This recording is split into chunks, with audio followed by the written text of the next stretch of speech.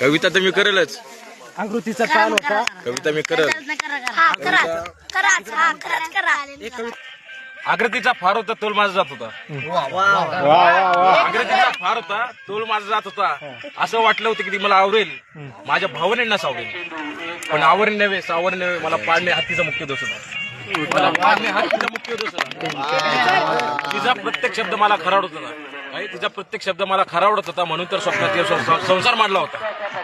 पण एक दिवस तीच मला म्हणाली, विसर वेळे मला आता हा तर नुसता टाइमपास होता.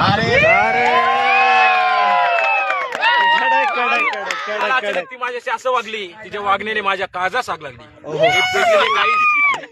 हे पेटलेले काही मी पुन्हा विझवण्याचा प्रयत्न केला, तो प्रयास आहे माझा तिच्या समोर वाया गेला.